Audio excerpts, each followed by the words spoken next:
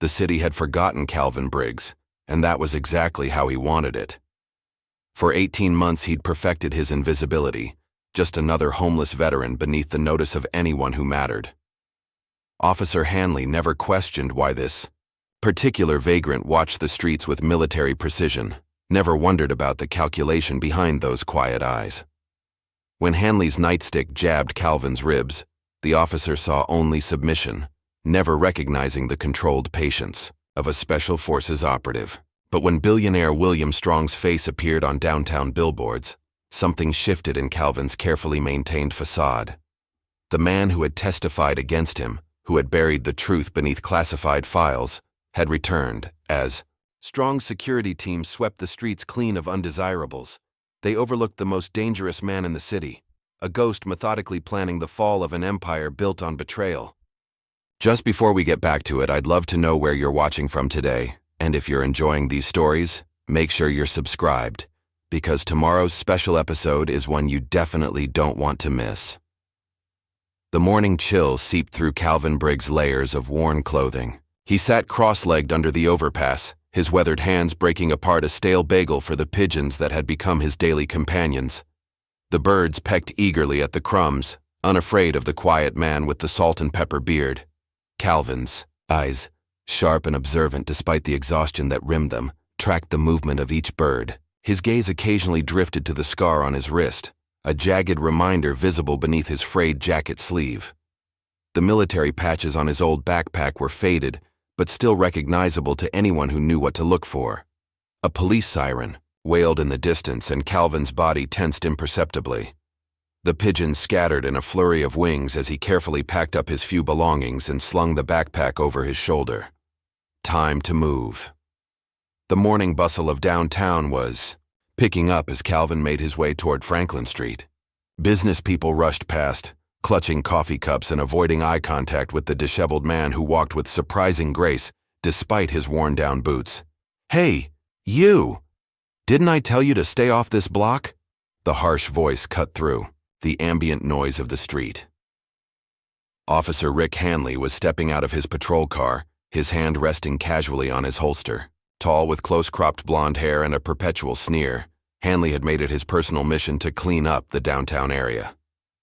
"Good morning, officer," Calvin said quietly, his voice a low rumble from disuse. "Don't good morning me," Hanley snapped, closing in until he stood uncomfortably close to Calvin. "You're loitering in front of a business. Move along before I decide to run you in." Calvin nodded once, his expression unchanged. He didn't argue or plead, just began to step away from the coffee shop entrance. "That's right. Keep walking," Hanley called after him. "And stay away from this block. The business owners are tired of your kind scaring away customers." A small crowd had gathered to watch the confrontation, some with disapproving looks directed at the officer's unnecessary aggression. As Calvin walked away, the door to the coffee shop swung open. "Officer Hanley, that man is a customer of mine." Amara Jackson stood in the doorway of Soul Brew Cafe, her arms crossed over her apron. At 36, she had the confident stance of a woman who'd built her business from nothing and wouldn't be intimidated.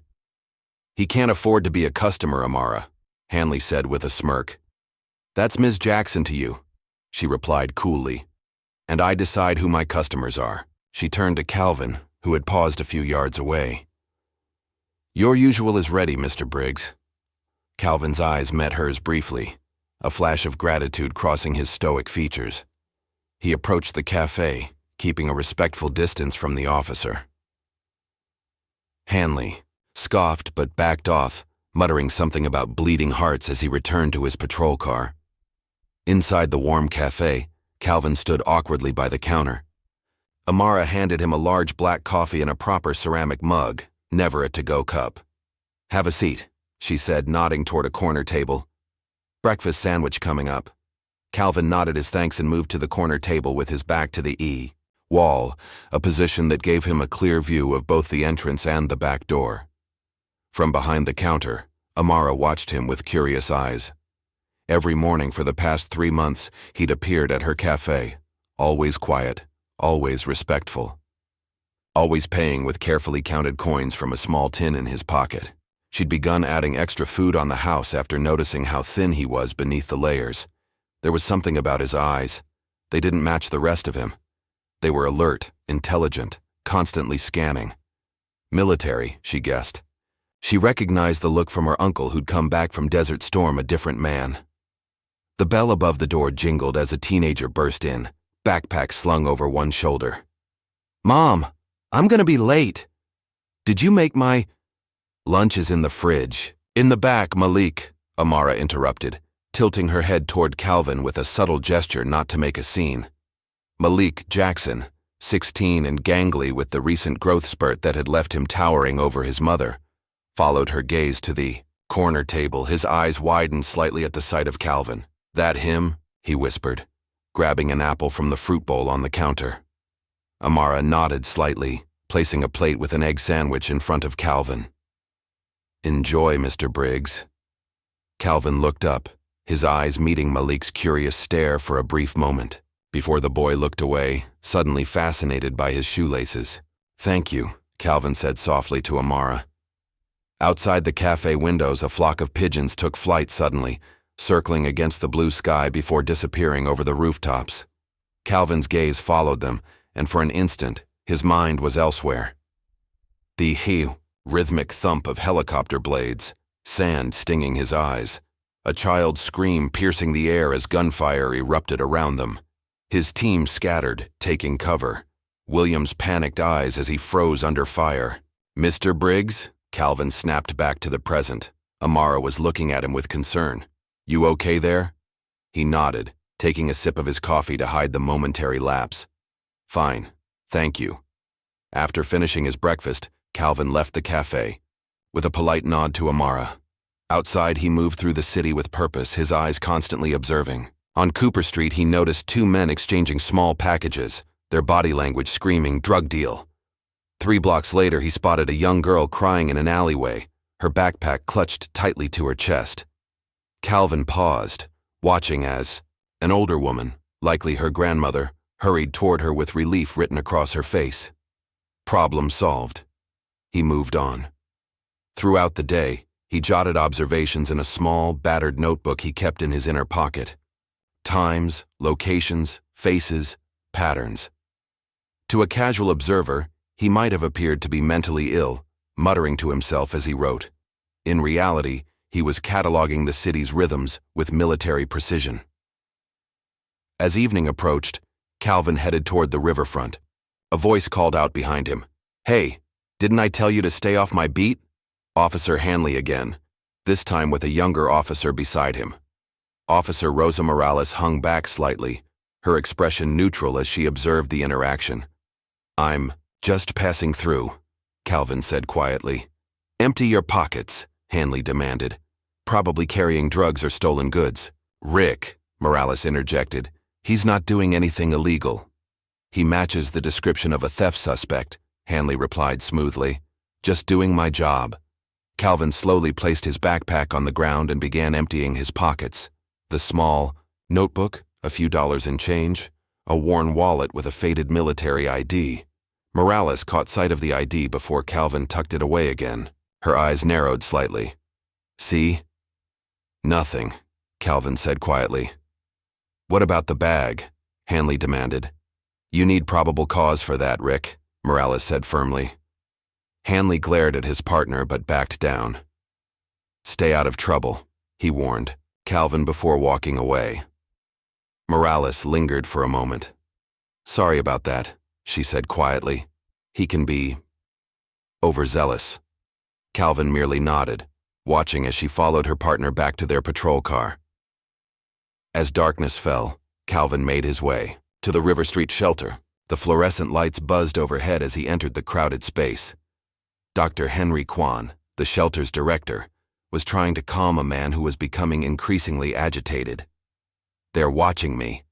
They put chips in my teeth during basic training," the man was shouting, his hands shaking. "The government never stops watching." Other shelter residents were backing away nervously. Dr. Kwan maintained a calm voice, but Calvin could see the situation escalating.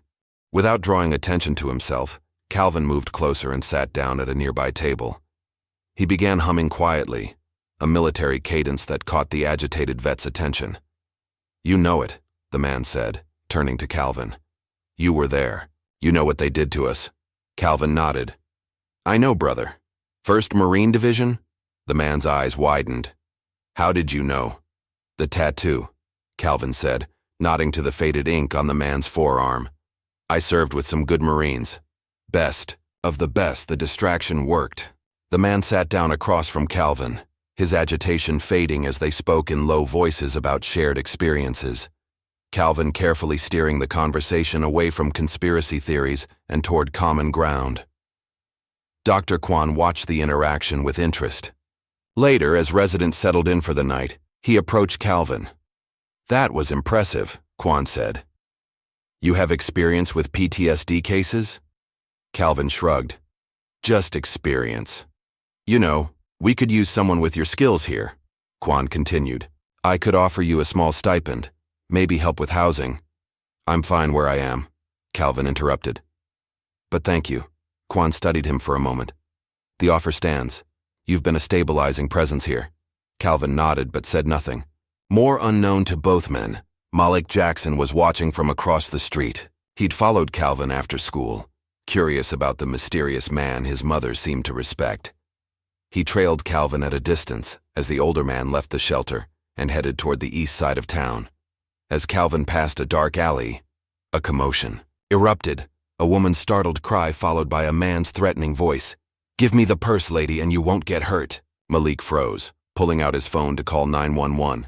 But before he could dial, Calvin had already moved into action. The mugger never saw it coming. One moment he was threatening his victim with a knife. The next, he was face down on the pavement, his arm twisted at an unnatural angle and the knife clattering away.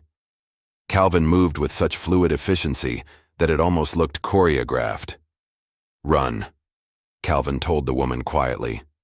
She needed no further encouragement. Calvin released the mugger with a stern warning, then melted back into the shadows so quickly that Malik almost lost sight of him. The teenager stood frozen in place, mouth agape at what he'd just witnessed. Later that night, in the abandoned warehouse where he'd made his temporary home, Calvin sat cross-legged on his bedroll.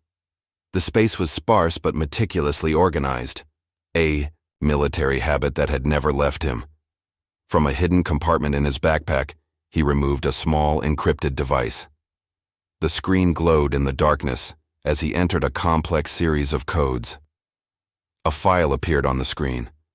A photograph of a man in an expensive suit smiling for a campaign photo. The caption read, "William Strong, Code Black, Phoenix Initiative." Calvin studied the face, a face he knew all too well. His jaw tightened as memories threatened to surface. With practiced control, he pushed them down and continued reviewing the file.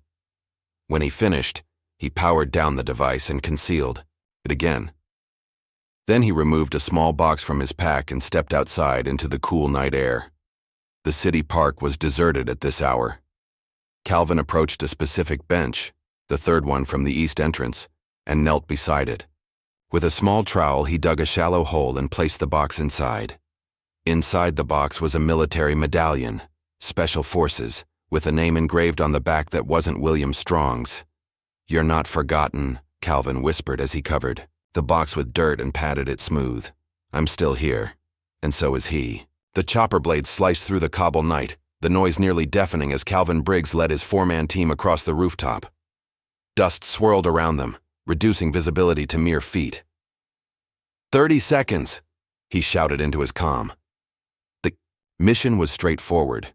Extract a high-value intelligence asset before insurgents discovered his location. But straightforward didn't mean easy. Not in this part of the city, not with so many variables. "Strong, you're on point." "Nelson, cover our 6.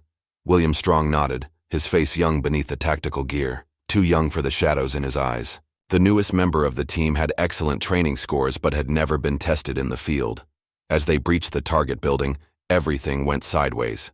Unexpected guards, gunfire, the asset, bleeding from a head wound. "Strong, cover." "Fire!" Calvin ordered as he grabbed the injured asset. But Strong had frozen, his rifle half raised, eyes wide with panic. "Strong, now!" The hesitation lasted only seconds, But in combat, seconds determined who lived and died. Calvin shoved the asset toward Nelson and dove across the room, tackling a guard who had Strong in his sights. Later, in the chopper, Calvin pulled Strong aside. "You froze." Strong's face was ashen. "I'm sorry, sir. It won't happen again." "See that it doesn't," Calvin replied, his voice low but firm. "Some men weren't built for darkness, Strong. Figure out if you're one of them before someone dies." The memory dissolved as Calvin blinked back to the present. He was standing outside a convenience store, watching a small TV through the window. A news reporter was speaking enthusiastically over footage of a construction site, one of the largest urban renewal projects the city has seen in decades. Billionaire real estate developer William Strong is expected to break ground tomorrow on the riverfront complex. The camera cut to William Strong, older now, hair perfectly styled, smile practiced as he spoke to reporters. "This project isn't just about buildings. It's about rebuilding communities, creating jobs, and restoring dignity to forgotten neighborhoods." Calvin's knuckles whitened as he gripped the strap of his backpack. The man on the screen, with his tailored suit and camera-ready smile, bore little resemblance to the frightened young soldier from his memory. But Calvin would recognize those eyes anywhere. A few blocks away, Malik burst into Soul Brew Cafe, waving his phone excitedly. "Mom, look at this." He thrust the phone toward Amara, showing her the same news segment Calvin had just seen. "That developer guy is coming to town tomorrow. They're saying he's going to revitalize the whole riverfront area." Amara frowned, wiping her hands on her apron. "Revitalize is just a fancy word for kick out the current residents. That's right where the shelter is." "But he says they're building affordable housing too," Malik argued, scrolling through the article. "That's what they all say," Amara replied skeptically. "Watch what they do, not what they say."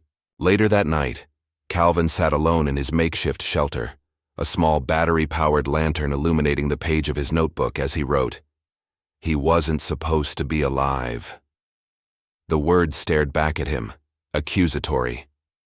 Calvin had spent years believing William Strong had died in that classified operation gone wrong, the operation that had ended with Calvin taking the fall, stripped of his rank, his honor, everything he'd built his life around. Yet here Strong was, alive and thriving at Tiaosi. Billionaire developer returning to the very city where Calvin had been living in shadows. Not a coincidence. Never a coincidence in their line of work. Across town, Officer Rosa Morales sat in her patrol car, laptop open on the seat beside her. She'd run a background check on Calvin Briggs, a routine procedure, she told herself, though her partner would have never bothered with a homeless vet. The results were surprising. Calvin Briggs had served in the Special Forces for over 15 years. Multiple tours in Afghanistan and Iraq, numerous commendations. And then, nothing. A dishonorable discharge with no explanation, all details classified.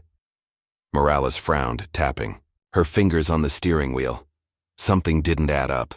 Men with Calvin's record didn't end up homeless without a reason. She was still pondering this when her radio crackled. "All units in the vicinity of 5th and Main, respond to a disturbance call." The address was familiar. It was the block where Officer Hanley often cleared out homeless people from the upscale shopping district. Morales sighed and started her car. When she arrived, Hanley was already there, talking to a well-dressed man with an earpiece. Private security by the look of him. "Everything under control, Rick?" she asked, approaching the two men. "Just explaining our enhanced patrol schedule." "To Mr. Cooper here," Hanley replied smoothly. "He's handling security for William Strong's visit." Cooper nodded curtly. "We appreciate the cooperation, officers. Mr. Strong values a clean, safe environment for his investments." Something about the exchange felt off to Morales, but she maintained her professional demeanor as Cooper handed Hanley an envelope. "A token of appreciation for the department's extra efforts this week," Cooper said. Later, back in the car, Morales confronted her partner. "What was in the envelope, Rick?" Hanley shrugged. "Donation to the Police Athletic League. Strong's a big supporter." Morales didn't believe him for a second, but she said nothing, making a mental note to look into Strong's connections to the department. The next morning dawned bright and clear, perfect weather for the groundbreaking ceremony at the riverfront. Calvin positioned himself carefully, a baseball cap pulled low over his eyes as he observed from across the street. A crowd had gathered behind barriers, mostly business people and local politicians eager to be seen supporting the development. At the center of it all stood William Strong, resplendent in a light gray suit, wielding a ceremonial golden shovel. "Today marks the beginning of a new chapter for this city," Strong announced to applause. "The Riverview project will transform this neglected area into a vibrant community hub." As cameras flashed, Calvin studied Strong's security detail. At least 6 men, all with military bearing. One in particular caught his attention, a tall man with a distinctive scar running from his temple to his jaw. Calvin knew that scar. Gage Mitchell. Another ghost from the past. Their eyes met across the crowd, just for an instant. Gage showed how. No reaction, but Calvin knew he'd been recognized. The game had changed. At Soul Brew Cafe, the lunch rush was in full swing. Amara was too busy to watch the groundbreaking ceremony, but she noticed when Officer Morales came in and took a seat, at the counter. "Coffee, black," Morales said, then hesitated before adding, "and whatever information you're willing to share about Calvin Briggs." Amara's hand stilled on the coffee pot. "Why the interest in one of my customers, officer?" "Just curious about his story," Morales replied, keeping her voice casual. "Seems like a decent man who's had some bad breaks." "That describes half my customers," Amara said with a small smile, sliding the coffee across the counter. "But Calvin keeps to himself. Comes in every morning, polite, pays his way. That's all I know." Morales nodded, taking a sip of her coffee. "He served, Special Forces." That caught Amara's attention.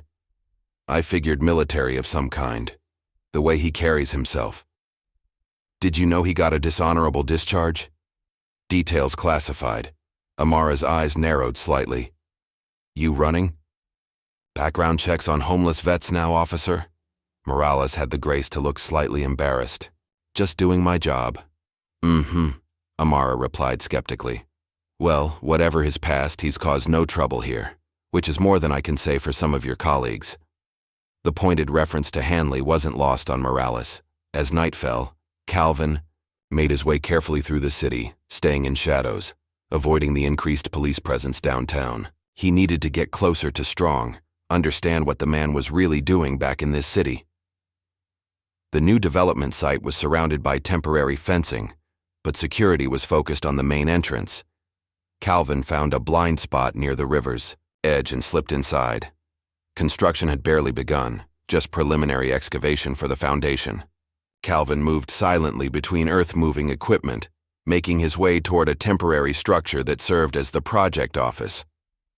Through the windows, he could see blueprints spread across tables, but something didn't add up. The excavation was deeper than necessary for standard buildings, with unusual reinforcement patterns. A voice behind him broke the silence. "Some habits never die, do they, Briggs?" Calvin turned slowly to find himself facing Gage Mitchell, the scarred man from Strong's security team. "Gage," Calvin acknowledged quietly. "You're a long way from Kabul." "So are you," Gage replied, his hand resting casually on his holstered sidearm. "Though I'd say I landed on my feet a bit better." "Working for him?" Calvin's voice carried a hint of disgust. "After what he did?"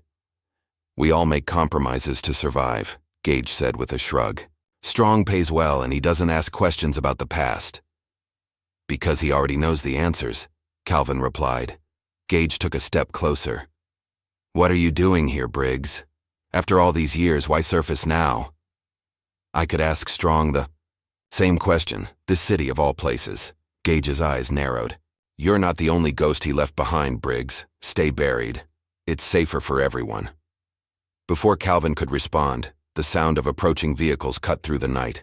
Gage glanced toward the entrance. "That'll be the night security shift. I suggest you disappear, it's what you're good at." He turned to go, then paused. "I won't mention this encounter to Strong. Consider it professional courtesy.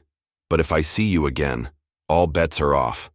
Calvin melted back into the shadows as Gage walked away.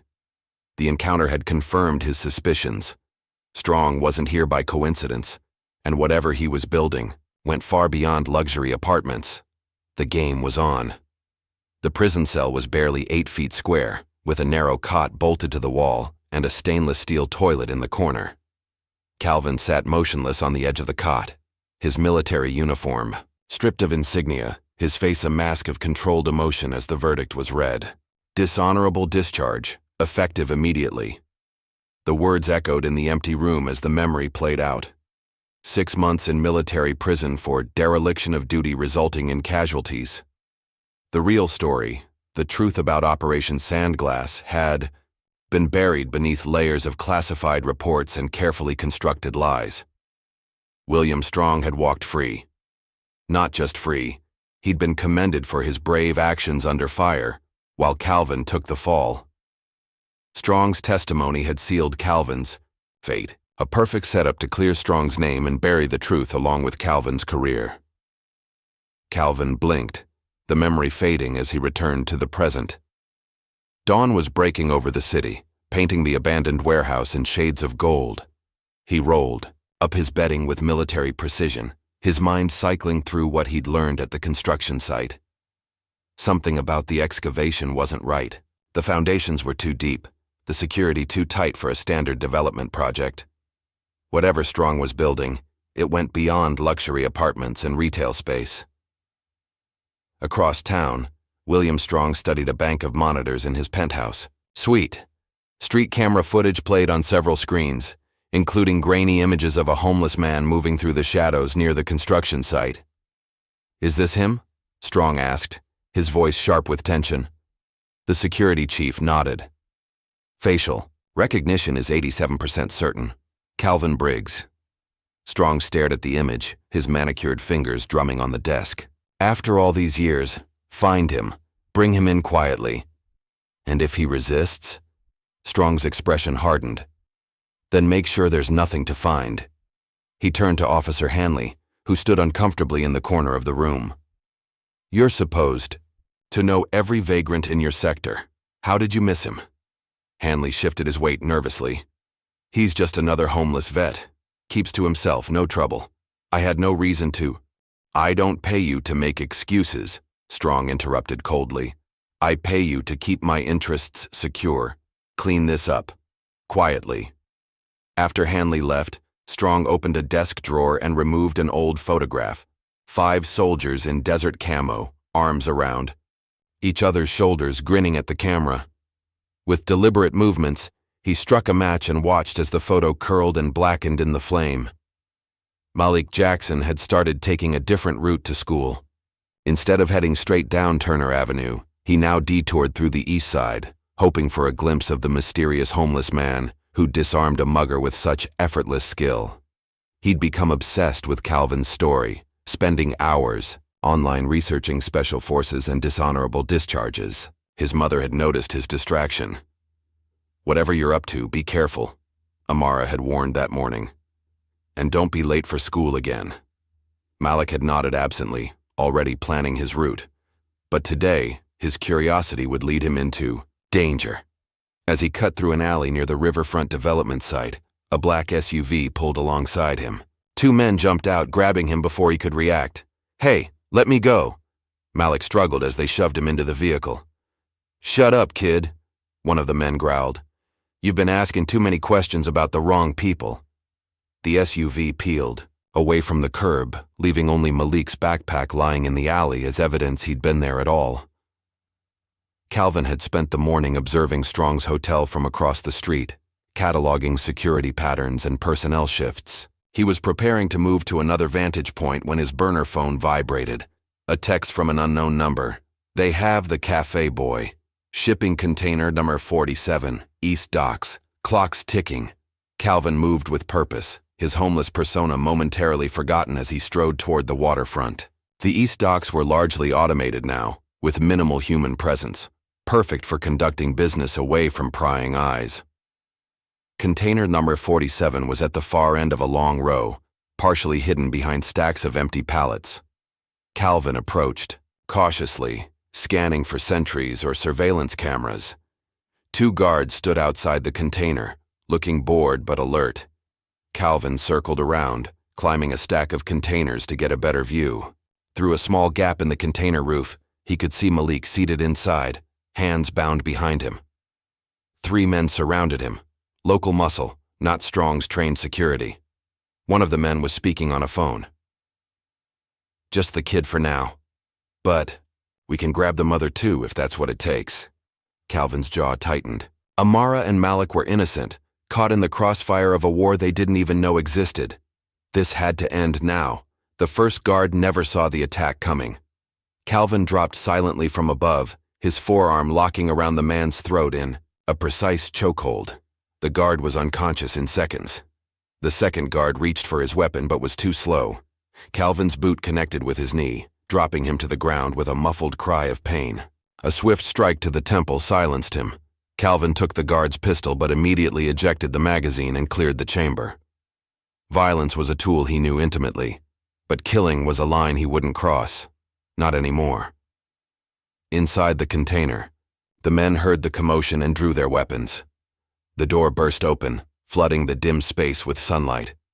Calvin stood framed in the doorway, his silhouette terrifying in its stillness. What followed was a brutal demonstration of close quarters combat.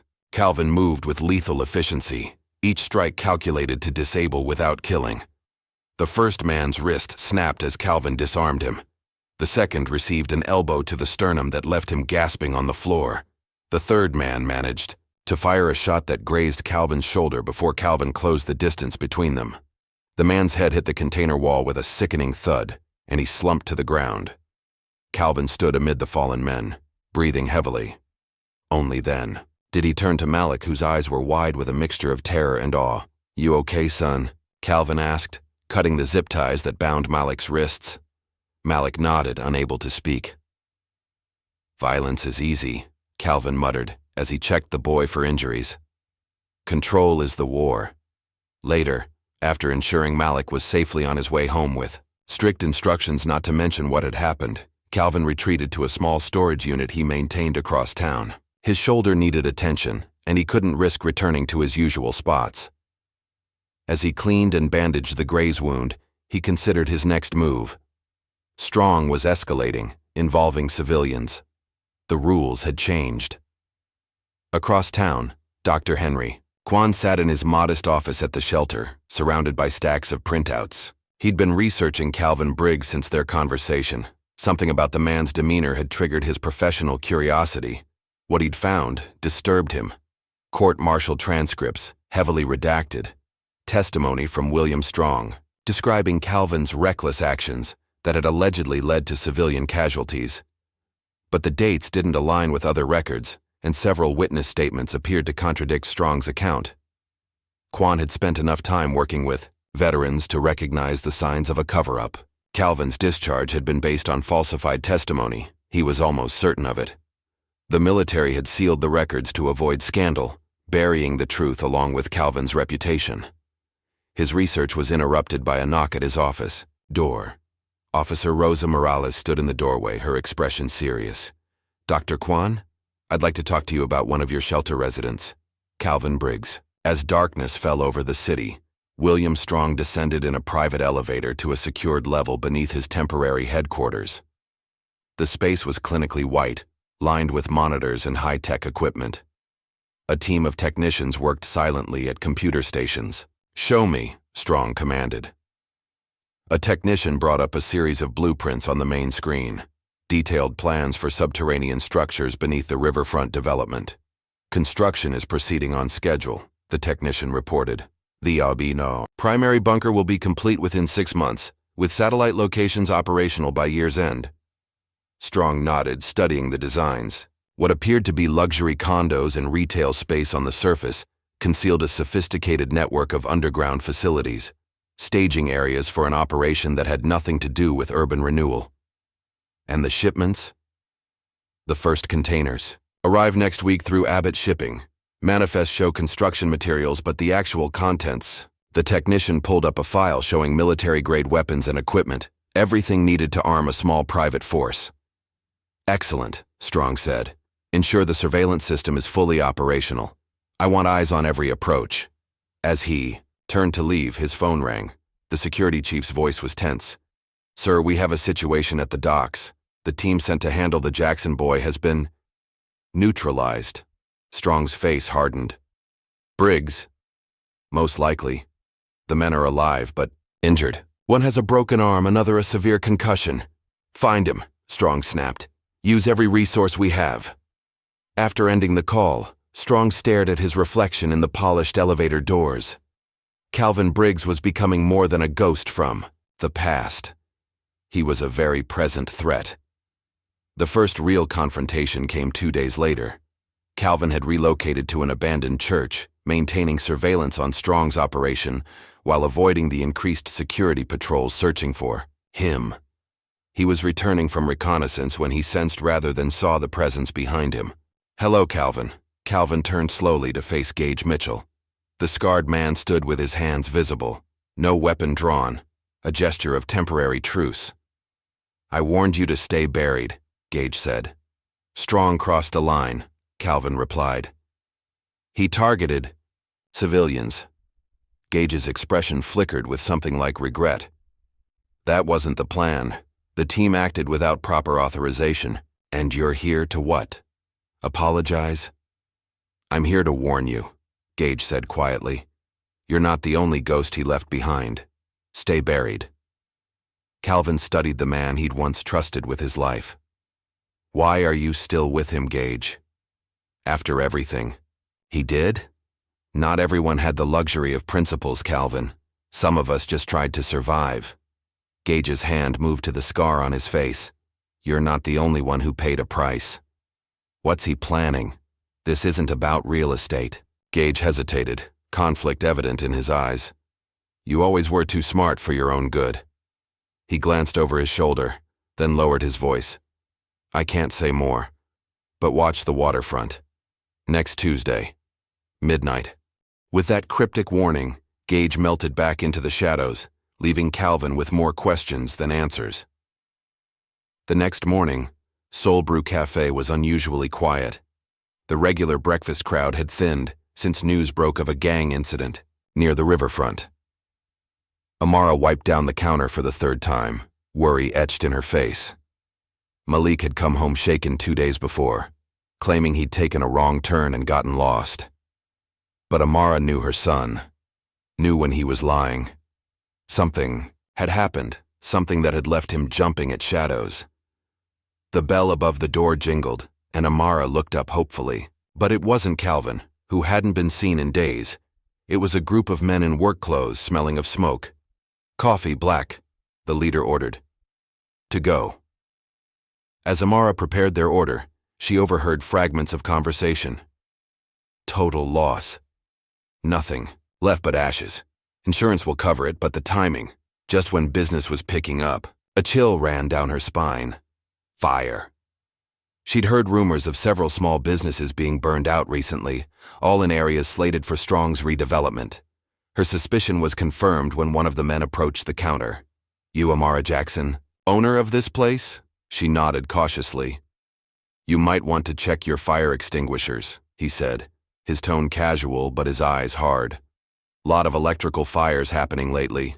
Shame if something happened to this nice cafe." After they left, Amara stood frozen behind the counter. The threat was clear. Stop asking questions, stop helping Calvin, or face the consequences. That night, as she closed up, a small fire broke out in the trash cans behind the cafe. It was extinguished quickly, but the message had been delivered. Stop now, or next time would be worse. Across town, Officer Rosa Morales sat in her apartment, surrounded by printouts and notes. Her investigation into Calvin Briggs had led her down a rabbit hole of classified operations and military cover-ups. And now, a new piece of the puzzle. William Strong's private security force had been recruiting ex-military personnel with specific backgrounds, men who had served in the same unit as Calvin and Strong. Her laptop pinged with a new email. The file she'd requested from a contact at the Pentagon, heavily redacted, but containing one crucial piece of information. The operation that had led to Calvin's discharge had been codenamed Phoenix. The same word she'd seen in Officer Hanley's text messages to an unknown contact. Speaking of Hanley, her partner had been acting increasingly erratic, disappearing for hours during their shifts and returning with flimsy excuses. Today she'd followed him to a meeting with Strong's security chief, where she'd witnessed an envelope changing hands. Her investigation was interrupted by a knock at her door. Hand on her off-duty weapon, she approached cautiously. "Who is it?" "Officer Morales? It's Dr. Kwan. I have information about Calvin Briggs." Rain poured from a leaden sky as Amara Jackson stormed through the abandoned church, her eyes scanning the shadowy interior until they locked on Calvin's still figure. "I know you're there," she called, water dripping from her raincoat. "Stop hiding, we need to talk." Calvin emerged from the shadows, his expression guarded. "You shouldn't be here, Amara." "Neither should you," she snapped, anger overriding her usual composure. "My cafe was nearly burned down last night. My son comes home terrified but won't tell me why. And suddenly the homeless vet who's been coming to my cafe for months disappears right when some billionaire developer shows up in town." She stepped closer, her voice dropping to a fierce whisper. "I deserve the truth, Calvin. All of it."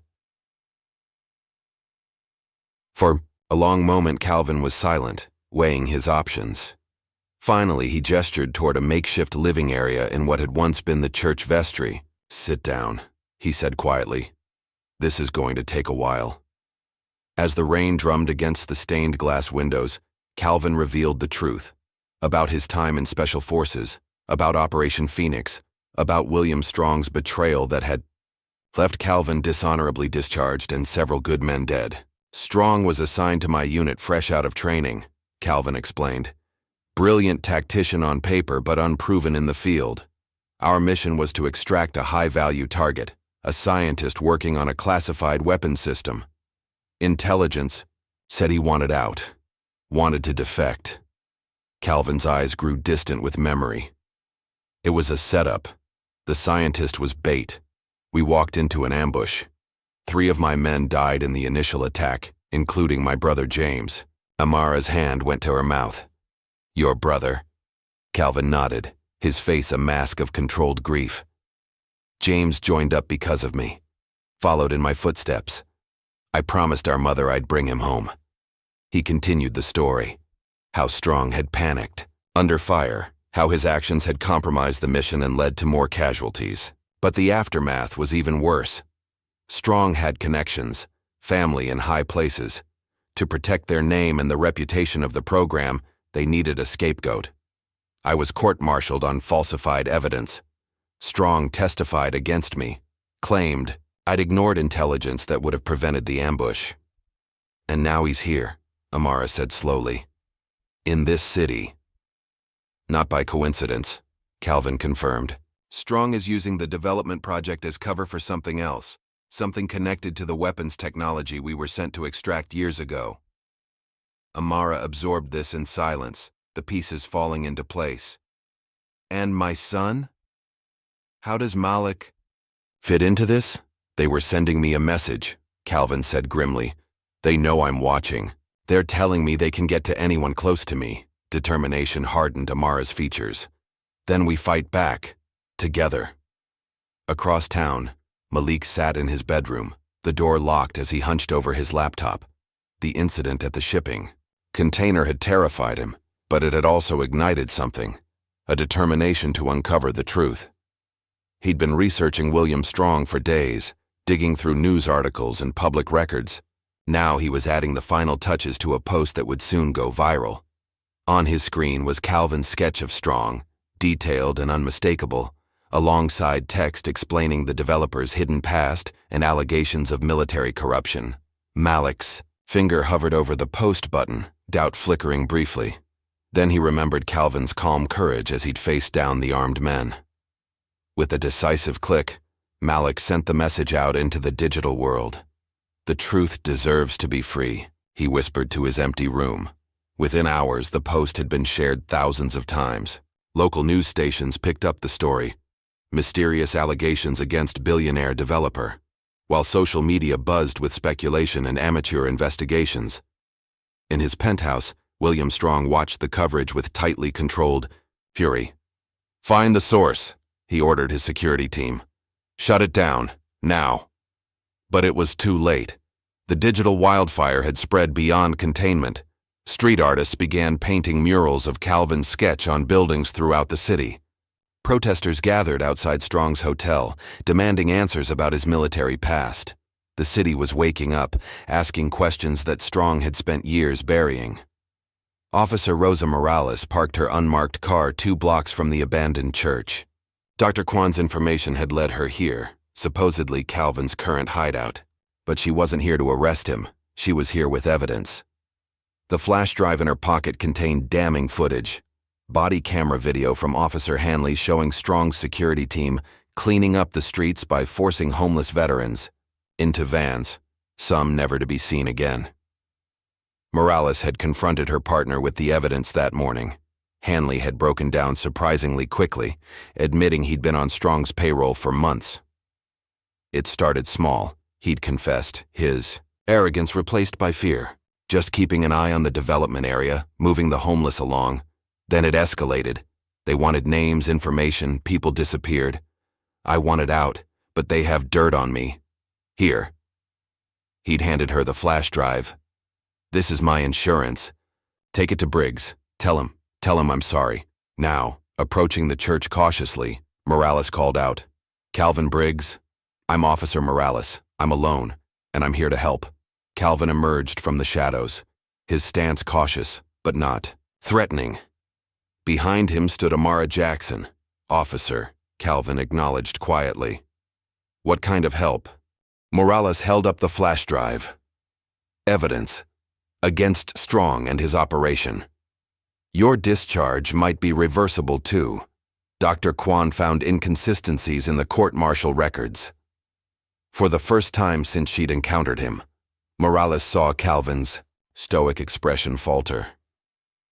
The possibility of clearing his name, of reclaiming his honor, was something he'd long ago stopped hoping for. As they reviewed the footage together, a disturbing pattern emerged. Strong wasn't just building luxury condos. He was systematically removing witnesses and creating infrastructure for something much darker. The foundations go 6 levels deep, Morales explained, showing them blueprints she'd obtained. Way deeper than necessary for normal construction. And these shipping manifests show equipment being brought in that has nothing to do with residential development. Calvin studied the documents with a trained eye. Weapons, he said finally. He's creating an arms depot. The quiet analysis was interrupted by Calvin's burner phone ringing, an unusual occurrence that immediately put him on alert. Briggs, he answered tersely. The voice on the other end was familiar but unexpected. Dr. Henry Kwan, speaking in a rushed whisper. They found me, Kwan said, panic evident in his voice. Strong's men. They know I've been helping Morales investigate. They're clearing out the shelter, saying it's been condemned. People are being loaded into vans. I don't know where they're taking them. Stay hidden, Calvin instructed. We're coming. But before they could formulate a plan, another call came in. This one from a number Calvin didn't recognize. Hello, Calvin. Long time. The voice sent ice through Calvin's veins. Petra. Surprised I'm alive? So was I after Strong's men finished. With me. Her voice was hard, bitter. I heard you're causing trouble for our old friend. Thought you might want to know. I've been watching him too. For years. Where are you? Calvin asked. Somewhere safe. For now. But not for long if Strong has his way. He's accelerating his timeline. Whatever he's planning, it's happening soon. Calvin's mind raced, processing this new information. Petra Walsh had been part of their unit, communications specialist, brilliant with technology. She'd been reported, killed in the same operation that had led to his discharge. I need to see you, he said finally. The old boathouse. Midnight. Come alone. As Calvin hung up, he turned to find Amara and Morales watching him intently. Who's Petra? Amara asked. Someone I thought was dead, Calvin replied. Someone Strong tried to kill. While they formulated a plan to help Kwan and the shelter residents, Malik was facing consequences for his viral post. Returning from school, he found his laptop missing and a note from his mother. We need to talk about online safety. But Malik wasn't deterred. Strong's men might have taken his computer, but the post had already done its damage. The truth was out there now, spreading beyond anyone's control. That evening, as darkness fell, Calvin prepared for his meeting with Petra. He retrieved a hidden cache of equipment from beneath the church floorboards: tactical gear, communications devices, and non-lethal weapons. "You look different," Amara observed as he geared up. It was true. With his face clean-shaven and his posture military straight, Calvin bore little resemblance to the homeless vet who'd sat quietly in her cafe for months. His eyes were focused, intent, a soldier on a mission. "This is who I was," he said quietly, before Strong took it all away. As midnight approached, Calvin made his way to the abandoned boathouse on the far side of the river. The structure was dilapidated, half collapsed into the water, but still provided enough cover for a clandestine meeting. Inside, the air was heavy with the smell of rotting wood and river water. Calvin moved silently, every sense alert for traps or surveillance. "You still move like a ghost," came a voice from the shadows. "Good to know some things don't change." A figure emerged from the darkness, a woman in a wheelchair, her face bearing the scars of old trauma, but her eyes sharp and alert. Petra Walsh had been transformed by what she'd endured, but the intelligence that had made her a valuable team member remained undimmed. "Petra," Calvin acknowledged, emotion briefly cracking his composure. "They told me you died in the ambush." "Almost did," she replied, her hands resting on the wheels of her chair. "Strong's men found me in the extraction zone, decided to make an example of me." Her smile was bitter. "They didn't finish the job. Their mistake." Over the next hour, Petra revealed how she'd survived, dragging herself to a village, being hidden by locals, eventually making her way back to the States under an assumed identity. For years, she'd been building her own surveillance network, tracking Strong's movements and activities. "He's creating something called Phoenix Initiative," she explained, pulling up files on a tablet. "Using the weapons technology our team was sent to extract. That scientist wasn't just working on conventional arms. He was developing autonomous targeting systems, weapons that choose their own targets based on parameters." Calvin's expression darkened. "And Strong has this technology now?" "He's been developing it for years. The bunkers under his development project, they're not just storage, they're testing facilities." The implications were chilling. Weapons that could identify and eliminate targets without human intervention, built in secret beneath an American city. 3 days, Calvin said finally, formulating a plan. "In 3 days, Strong's arms deal goes down. That's when we move." Wow. They finalized details. Calvin's phone vibrated with a text from Morales. "Quan safe. Shelter residents relocated to church basement. Strong's men everywhere. Be careful." Leaving the boathouse, Calvin was struck by how much had changed in just a few days. He'd gone from living in shadows to leading a resistance. From a man with nothing to lose to a man with new connections, new purpose. For the first time in years, he allowed himself to feel something like hope. Back at the church, an unlikely war council had assembled. Morales, using her police connections, to track Strong's security movements. Amara, who had opened her cafe basement as a command center. Dr. Kwan, providing medical support for displaced shelter residents. Malik, despite his mother's objections, contributing his tech skills to monitor social media and news outlets. And now Petra, and surprisingly Gage, who had appeared at the church door with a bullet wound in his shoulder and information about Strong's security protocols. "I stayed too long," Gage had explained, wincing as Kwan treated his wound.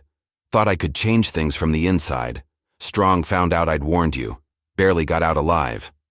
As the group gathered around a makeshift table, Calvin surveyed their unlikely alliance: a disgraced soldier, a cafe owner, a teenage hacker, a doctor, a police officer, a wounded warrior, and a woman who had survived the impossible. 3 days, Calvin repeated, spreading out blueprints of Strong's operation. In 3 days, Strong falls. The city archives building stood silent and dark, its windows reflecting the midnight moon. Most people wouldn't look twice at the nondescript, Government structure tucked between more impressive downtown buildings.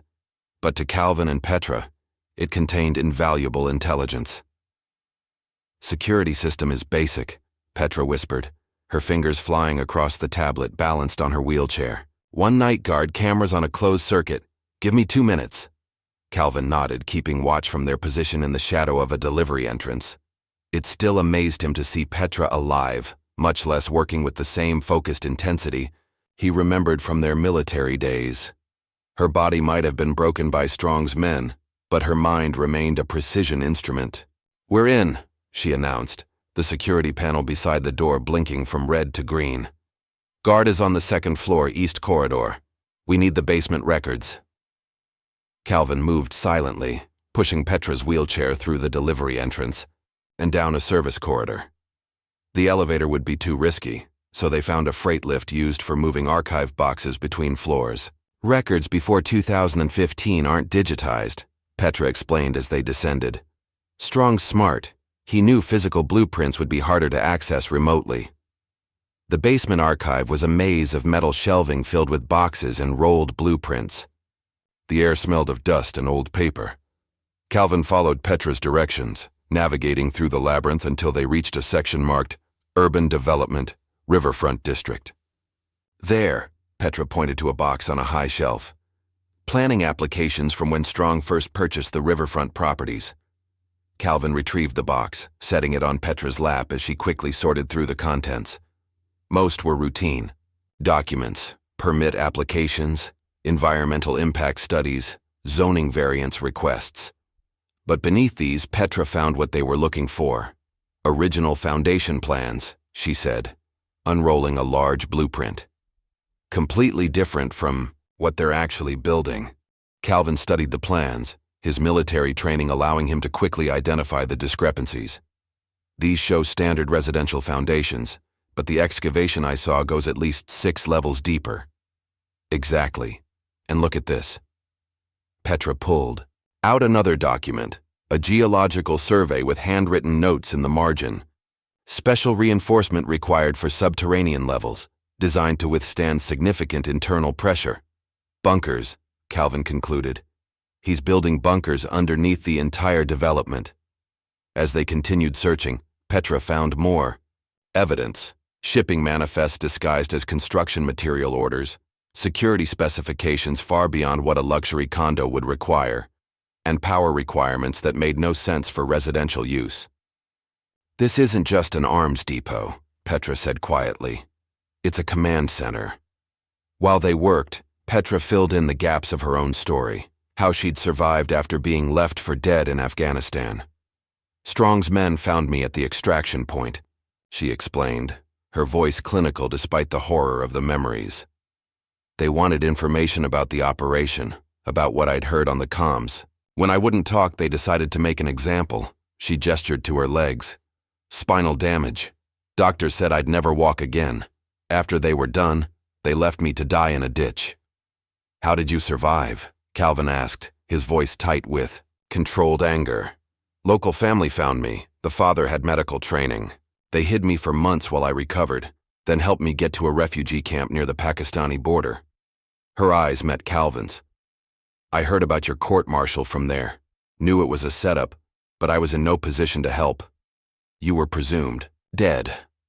We all were. Petra nodded. That became my advantage. I made my way back to the States under a new identity, started building my own intelligence network. I've been tracking Strong for years, watching him build his empire on blood money and stolen technology. The weapons system, Calvin said. The one our team was sent to extract. Autonomous targeting, Petra confirmed. Weapons that can identify specific individuals or types of targets without human operators. Strong didn't just steal the technology. He's been developing it, perfecting it. Calvin's expression darkened. And now he's selling it. To the highest bidders, Petra agreed. Military contractors, foreign governments, private security firms. The arms deal in 2 days is just the first of many. As they finished documenting the evidence, a noise from above alerted them. The night guard, making his rounds earlier than expected. Time to go, Calvin whispered, quickly replacing the documents and helping Petra back into her wheelchair. They made it out just as the guard's flashlight beam swept through the archives, vanishing into the night with the evidence that could expose Strong's true operation. Dawn was breaking as they returned to the church, where Amara was waiting with coffee and a grim expression.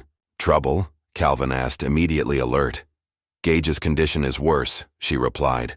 "Dr. Kwan says the bullet might have nicked an artery. He needs real medical attention." Inside, Kwan was bent over Gage, whose face had taken on an alarming pallor. The improvised medical station in the church vestry wasn't equipped for serious trauma. "I've done what I can," Kwan said, wiping blood from his hands. "But he needs surgery to remove the bullet fragments." "Hospital's not an option," Calvin said. "Strong has people everywhere." "I know a doctor," Morales offered from the doorway. She'd just returned from her shift, still in uniform. "Runs a clinic in Westside, treats gunshot wounds without reporting them. Gang territory stuff." "Can we trust him?" Calvin asked. "Her," Morales corrected. "And yes, she was my roommate in college, owes me a favor." As they arranged transport for Gage, Petra set up her equipment in what had become their command center, the church's old administrative office. Screens showed surveillance feeds from around the city, many hacked from traffic cameras and security systems. "Strong's getting desperate," she reported, pointing to footage of private security teams stopping pedestrians near the riverfront. "He's increased patrols around the development site. And look at this," she pulled up news footage of Strong at a press conference, looking confident despite the growing protests sparked by Malik's viral post. "My commitment to this city remains unshaken," Strong was saying, his media smile firmly in place. "These baseless accusations are simply attempts by anti-development activists to derail a project that will bring jobs and prosperity to struggling neighborhoods." Calvin watched the man who had betrayed him, who had cost him everything, lie with practiced ease to the cameras. "He's good," Calvin admitted. "Always was. But we have something he doesn't," Petra replied. "The truth."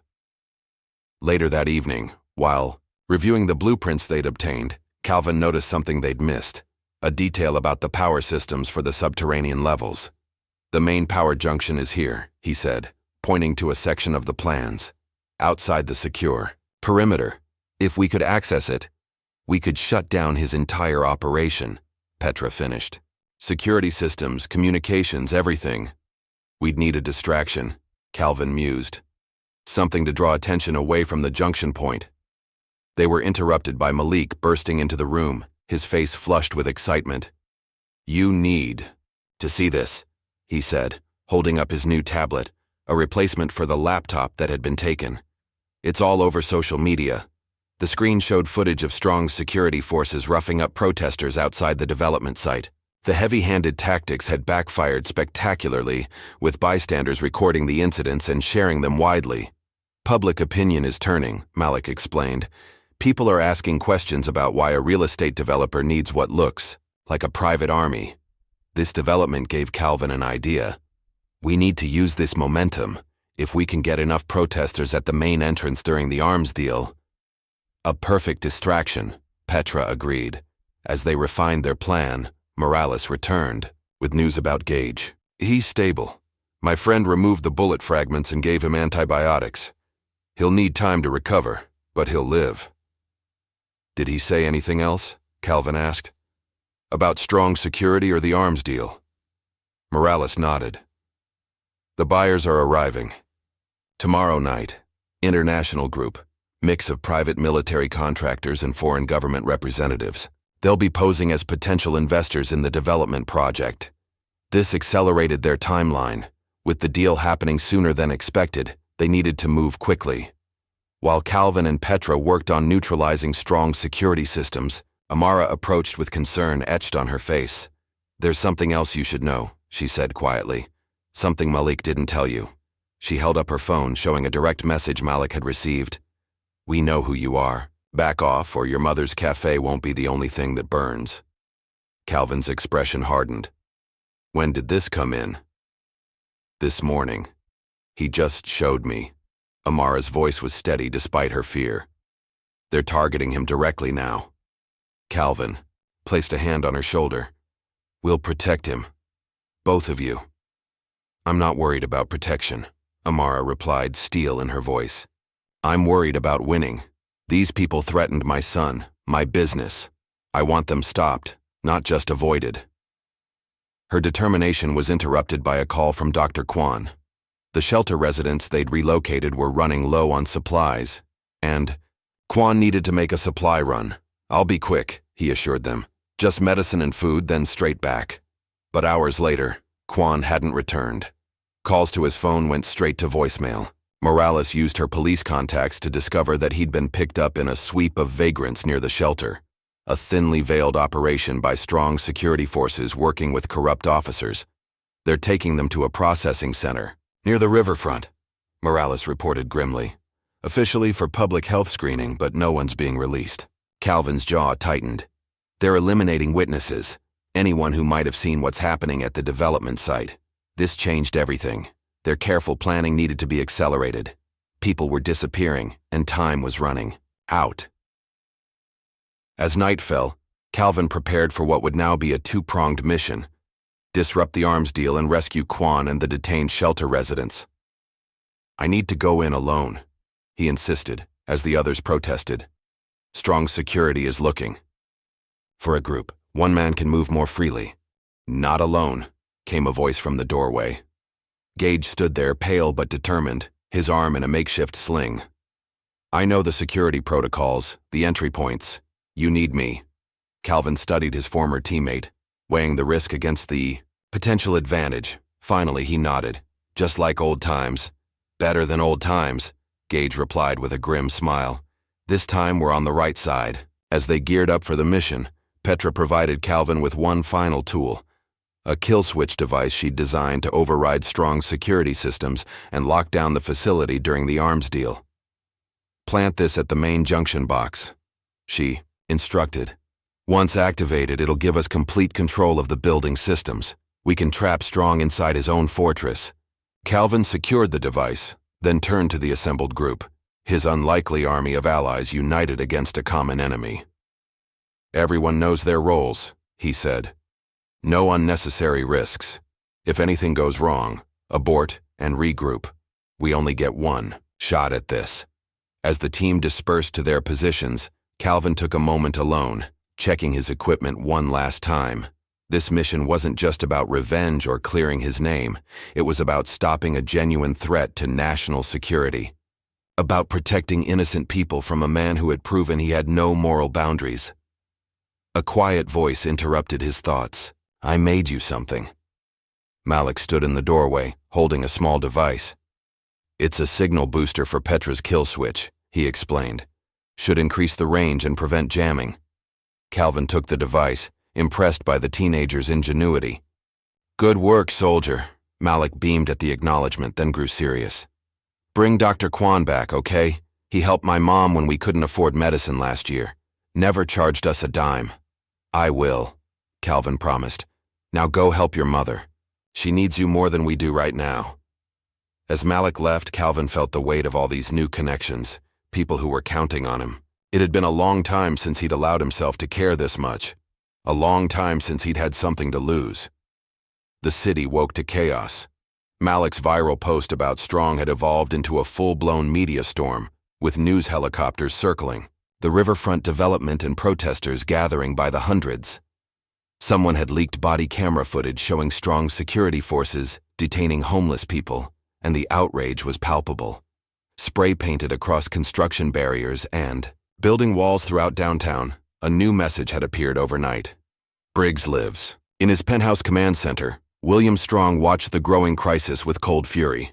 Screens showed the protests, the media coverage, the spreading graffiti. His carefully constructed public image was unraveling by the hour. Sir, we need to postpone the demonstration, his security chief advised. The attention... No, Strong cut him off sharply. The buyers are already here. The merchandise is ready. We proceed as planned. He turned to another screen showing surveillance footage of the processing center, where Dr. Kwan and the shelter residents were being held. Increase security at all access points. Anyone approaching without proper clearance is to be considered hostile. Lethal force authorized. Sir, That's a significant escalation. Do it, Strong snapped. And find Briggs. I want him eliminated before sundown. Across town, Calvin's plan was already in motion.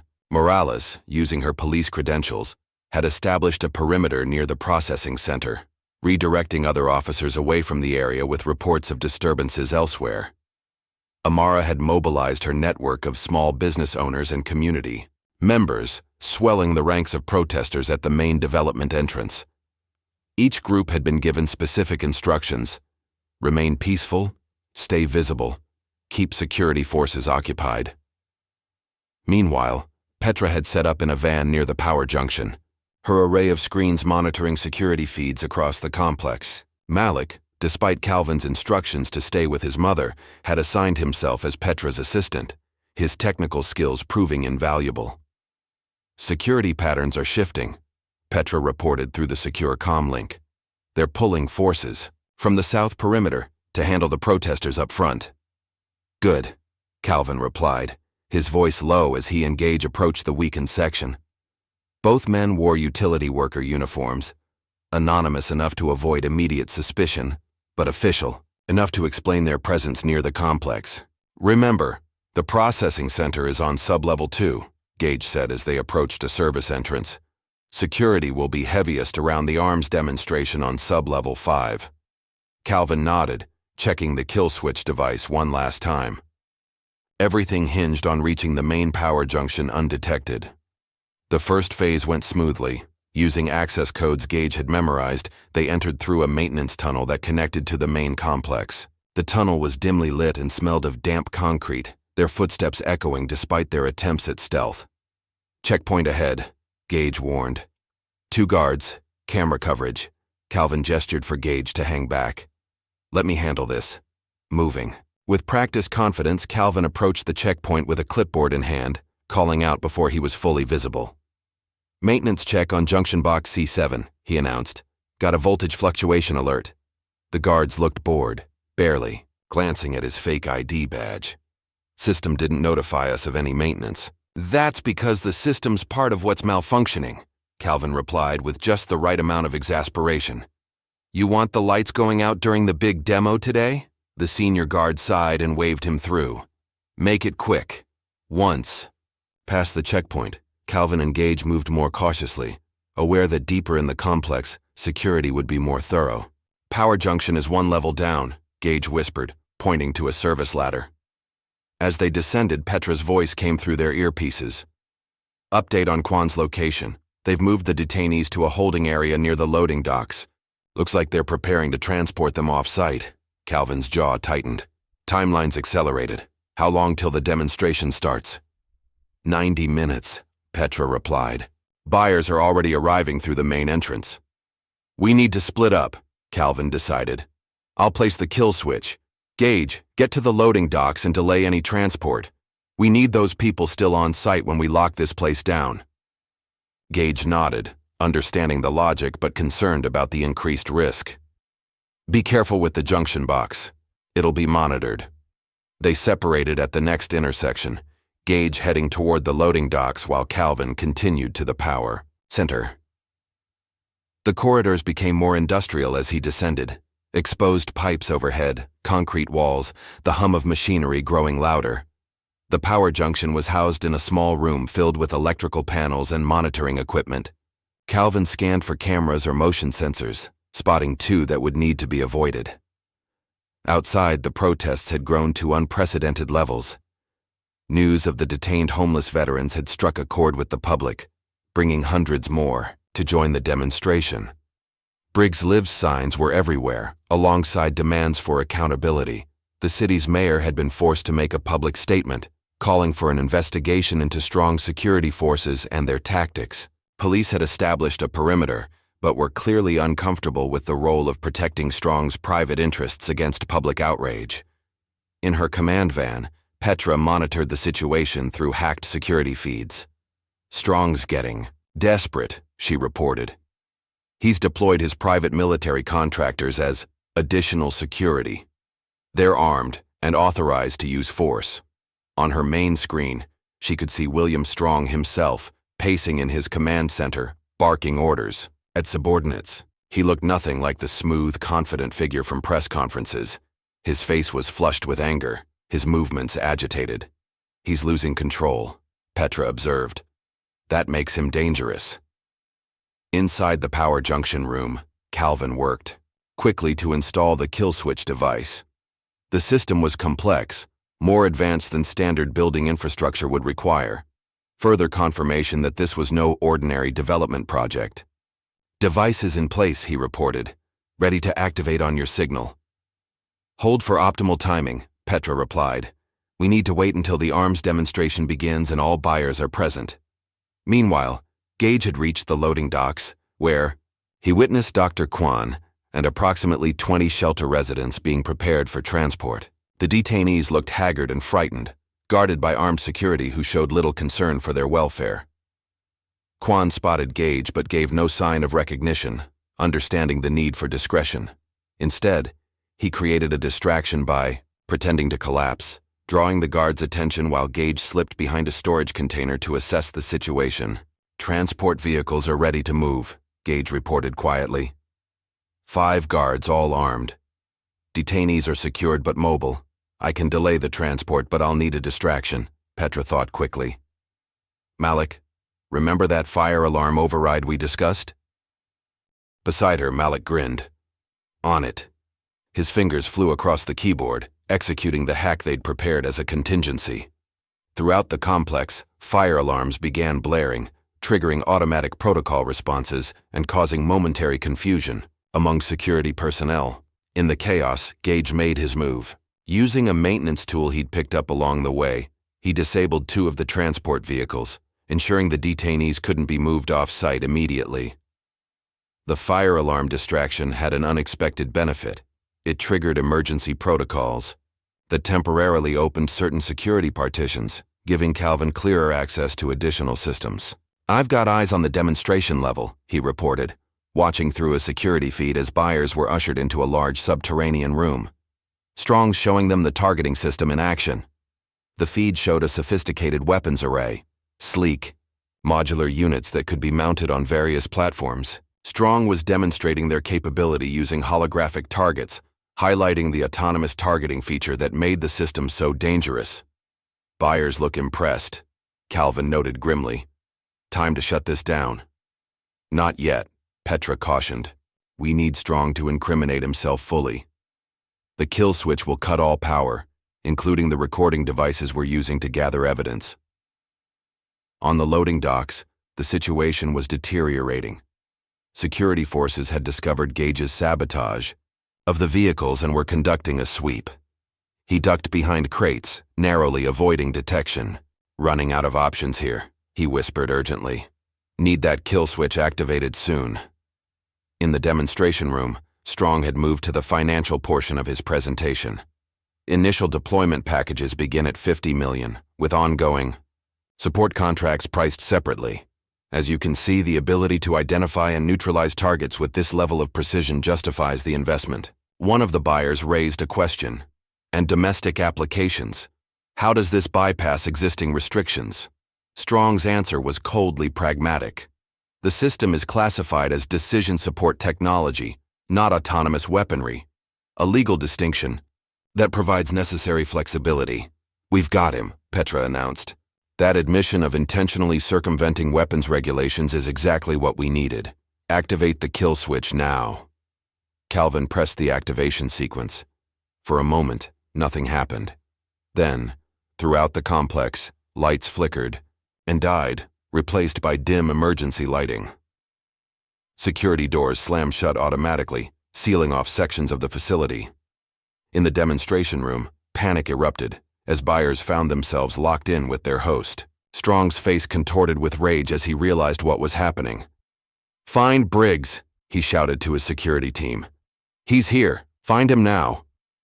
But it was too late. Calvin was already moving toward the loading docks to assist Gage with the detainees. The facility had been transformed from Strong's fortress into his prison. Outside, Morales had coordinated with federal agents who had been monitoring the situation. With evidence of illegal weapons development and human rights violations, they now had cause to move in. "FBI, everyone down." The agents swarmed the complex entrances, overwhelmed Strong's remaining security, and began securing the facility level by level. On the loading docks, Calvin reunited with Gage just as a security team cornered them. What followed was a desperate close-quarters battle, Calvin and Gage fighting back-to-back, protecting the detainees while creating an exit route. Gage took a bullet in his already injured shoulder, collapsing against a storage container. "Go!" he urged Calvin. "Get them out! I'll hold this position." Calvin hesitated, unwilling to leave a teammate behind again. "Finish it," Gage insisted, pressing a security keycard into Calvin's hand. "This will get you to Strong's command center. End this." With the detainees safely moving toward the exit under Morales' protection, Calvin made the hardest choice, leaving Gage to pursue Strong. The mission had to come first. Just as it always had, as federal agents secured the complex and freed the detained shelter residents, Calvin ascended toward Strong's command center. The kill switch had locked down most systems, but Strong's private elevator still had emergency power. The endgame was approaching. After years in the shadows, Calvin Briggs was about to confront the man who had destroyed his life and threatened countless others with his ambition. In her command van, Petra watched the pieces falling into place. "He's cornered now," she said, quietly. "Let's see how Strong handles having nowhere to run." Calvin moved like a shadow through the emergency-lit corridors of Strong's complex. The security keycard Gage had given him granted access to areas even most of Strong's personnel couldn't enter. Years of living unseen on the streets had only refined the stealth skills he'd mastered in special forces. Petra's voice guided him through his earpiece. "Command center is 2 levels up. Strong's still there with 3 security personnel. FBI. Teams are clearing the lower levels, but they haven't reached him yet." "Any sign of the buyers?" Calvin asked, his voice barely above a whisper. "Federal agents have them contained in the demonstration room. They're not going anywhere." Calvin approached a security door marked, "Authorized Personnel Only." The keycard worked, revealing a private stairwell that bypassed the main access routes. As he ascended, Petra continued her briefing. "I'm picking up radio chatter. Strong's called for an air extraction, helicopter on the roof, ETA 12 minutes. He's not getting away," Calvin replied, his voice hardening. "Not this time." At the top of the stairwell, Calvin paused to check his equipment. He carried no firearms. Violence was a last resort, and he wanted Strong alive to face justice. Instead, he had non-lethal tools, a tactical flashlight, zip ties, and the training to neutralize threats without killing. Through the door, he could hear Strong's agitated voice berating his security team. "How did they get past our systems? Find Briggs, he's here somewhere." Calvin took a deep breath, centered himself, and moved in. The command center was a high-tech war room with multiple display screens showing different areas of the complex. Strong stood at the central console, his tailored suit now rumpled, his carefully maintained facade cracking under pressure. 3 armed guards flanked him, weapons ready. Calvin's entrance was silent. The first guard went down before he knew Calvin was there. A precise strike to pressure points that rendered him unconscious without permanent damage. The second turned in time to see Calvin, but not quickly enough to prevent the disabling blow to his solar plexus. The third guard managed to fire a shot that missed Calvin by inches, embedding in the wall behind him. Calvin closed the distance, in 2 fluid steps, redirecting the guard's arm and using his own momentum against him.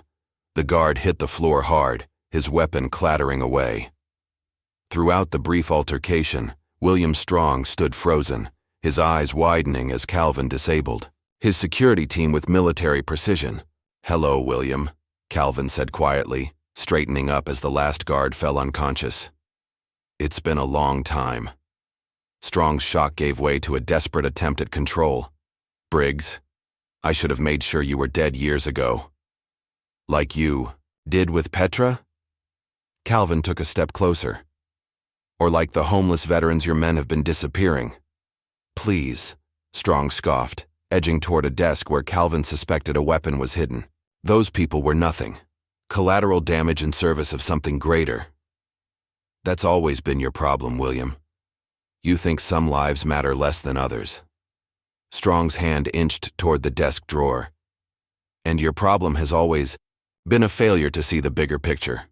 Do you have any idea what this technology could achieve, the power it represents? I know exactly what it represents, Calvin replied. Weapons that choose their targets based on parameters you set. The ultimate tool for targeted elimination without accountability. Precision, Strong corrected. Efficiency.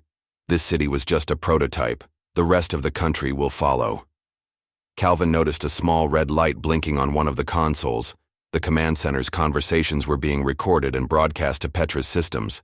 Strong was incriminating himself with every word. From the adjacent screens, Calvin could see FBI agents methodically clearing the lower levels, working their way upward. Strong's time was running out, and he knew it. Calvin had a clear shot. Could end Strong's threat permanently with a single well-placed strike. But that wasn't the mission. Justice demanded that Strong answer for his crimes publicly, not die a martyr to his cause. It's over, William, Calvin said. The weapons demonstration has been recorded. Your buyers are in federal custody. Your security forces are surrendering throughout the complex. Strong's composure finally cracked completely. You think I didn't have contingencies? He yanked open the desk drawer, pulling out not a weapon, but a small device with a single red button.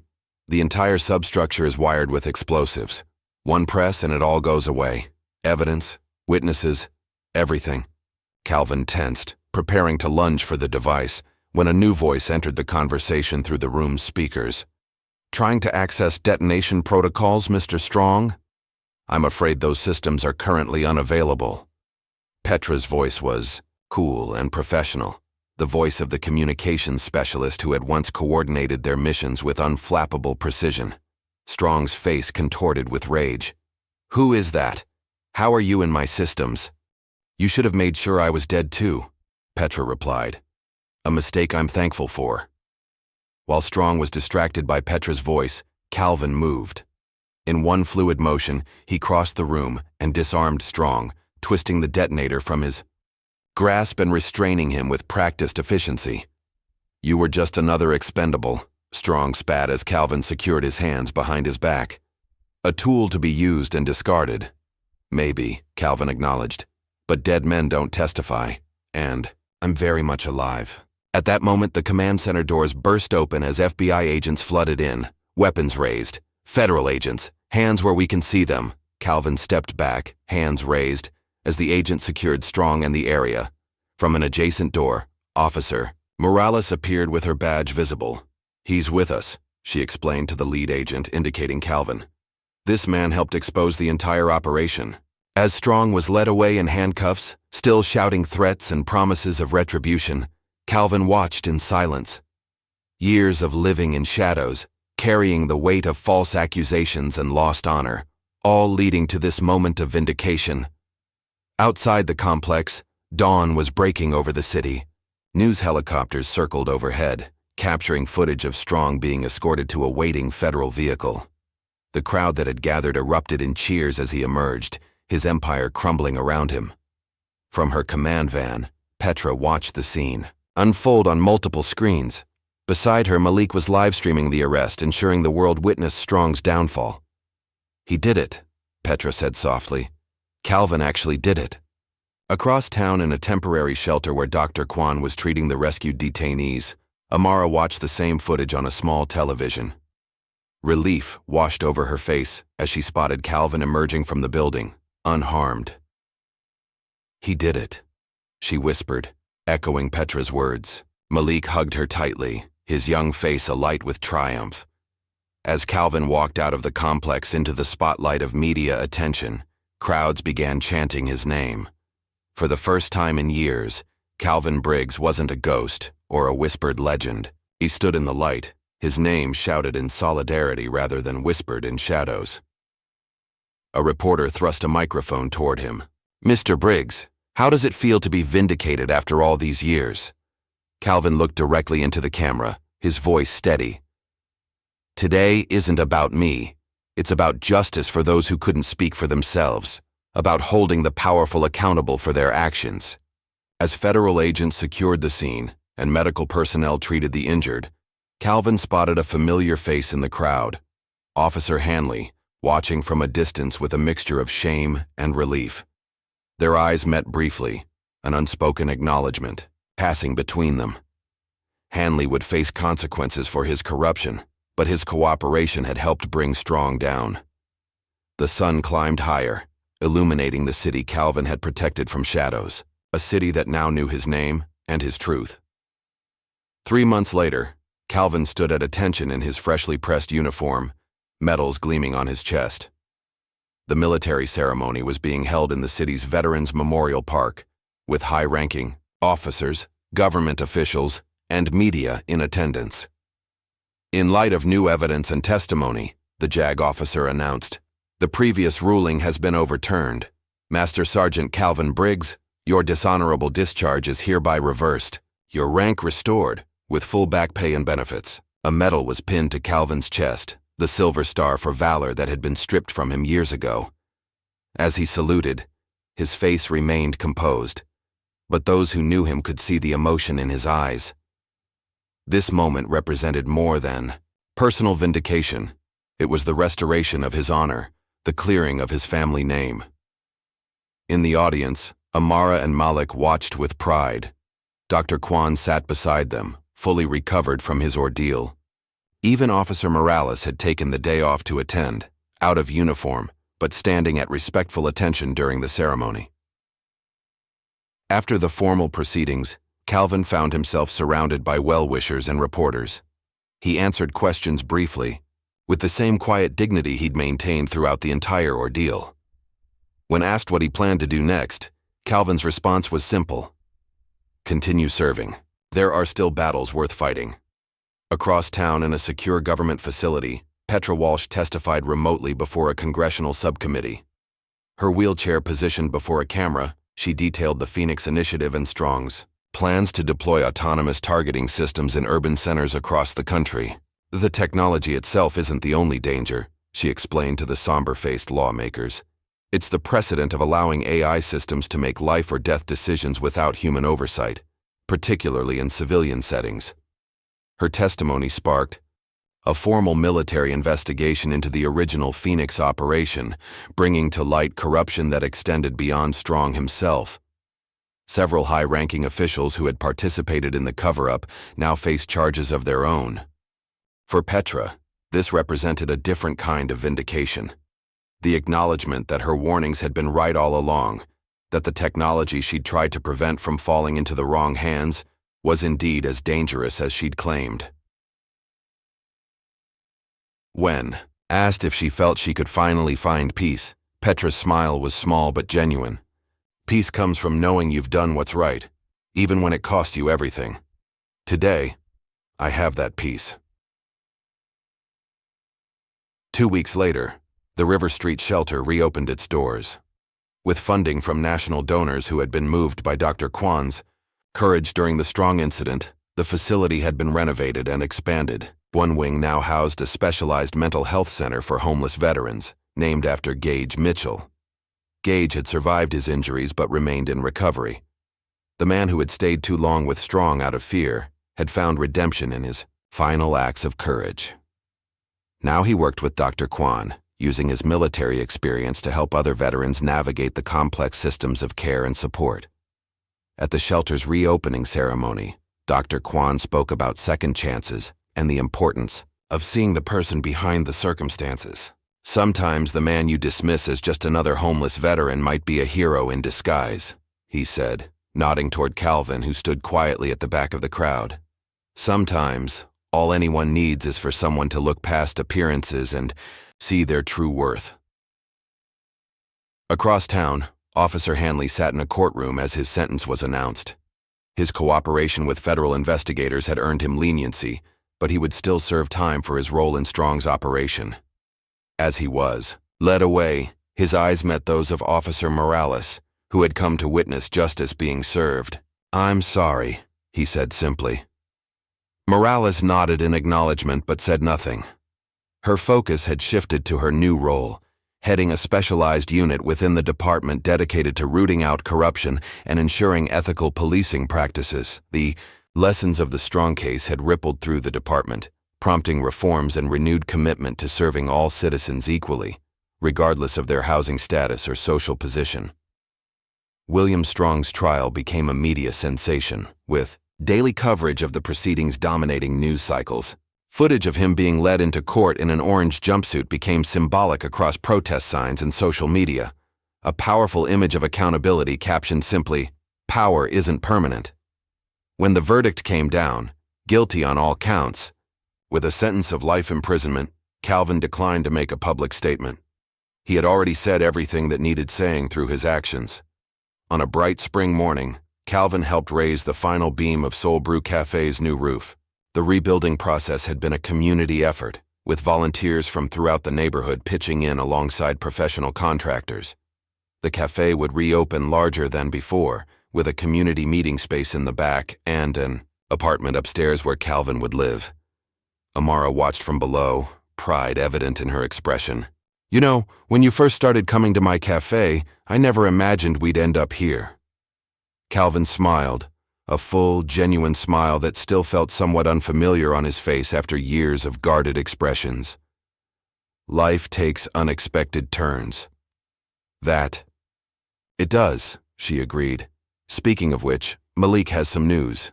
The teenager approached, practically bouncing with excitement. "I got accepted to the summer program at Quantico, the FBI Youth Leadership Academy." Calvin clasped the boy's shoulder. "Congratulations, you'll do great things." "It's because of you," Malik insisted. "You showed me what real courage looks like." Later that evening, as the construction crew packed up for the day, Calvin walked alone through the city park. He made his way to a familiar bench, the third one from the east entrance, and knelt beside it. Carefully, he dug in the spot where months earlier he had buried a small box. The earth yielded easily, revealing the metal container still intact. Inside was the military medallion he had preserved all these years. His brother James's silver star, awarded posthumously after the ambush that had claimed his life. Calvin removed the medallion and placed it around his neck. "I kept my promise," he said quietly to the empty park. "It took time, but I kept it." The documentary crew found him there later, setting up their equipment at a respectful distance. The Ghost of Honor, the Calvin Briggs story, was already generating buzz in film festivals, chronicling his journey from decorated soldier to homeless veteran to vindicated hero. Calvin had agreed to the documentary reluctantly, only after being convinced that his story might help change perceptions about homeless veterans and the complex challenges they face. As darkness fell across the city, Calvin walked home, not to a hidden warehouse or bridge underpass, but to his new apartment above the cafe. The streets he passed were familiar, but his relationship to them had transformed. No longer was he invisible, moving through shadows. Now people nodded in recognition, some even stopping to express gratitude for what he'd done. He passed a playground, where children played in the early evening light. A young boy, no more than 7, spotted him and nudged his friends. The child stood straight and offered a solemn salute. Calvin paused, surprised by the gesture. After a moment's hesitation, he returned the salute with equal solemnity, a small smile warming his features. The boy beamed before returning to his friends, while Calvin continued his walk home. He was no longer defined by what had been taken from him, no longer a ghost haunting the margins of society. Calvin Briggs had reclaimed not just his name and honor, but his place in the world. He moved through the city streets with quiet purpose, no longer in exile, but home at last. Was it the uniform that made the hero, or the man willing to stand alone when everything was taken from him? If this story moved you, please like, subscribe, and share to support more untold tales of courage, hiding in plain sight.